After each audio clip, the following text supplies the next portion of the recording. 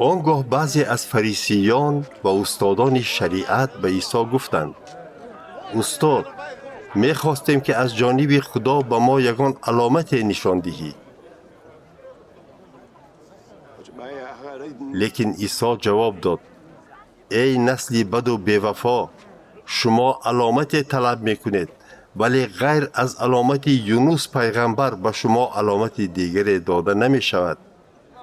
چطوری که یونس 3 شب و 3 روز را در شکم ماهی گذرانده بود، همان طور پسر آدمی زاد 3 شب و 3 روز را در زیر خاک می گذراند.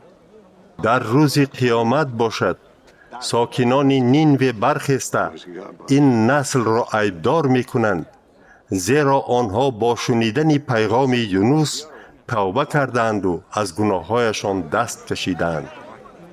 حال آنکه از یونس دیده شخصی بزرگتر در اینجاست. در روز قیامت ملکه سرزمین سبا برخسته این نسل را عیبدار می کند، زیرا او از یک گوشه دنیا برای شنیدن حکمت شاه سلیمان آمده بود.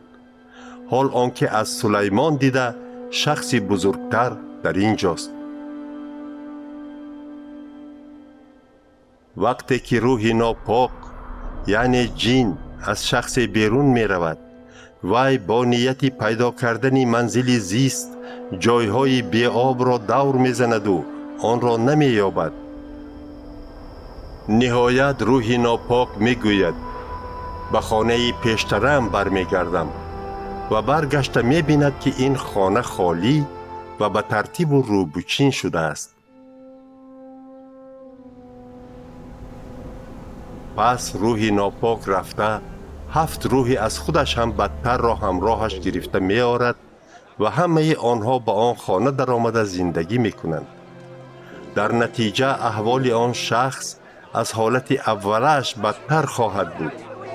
با نسل بدی این زمانه چنین حادثه روی خواهد داد.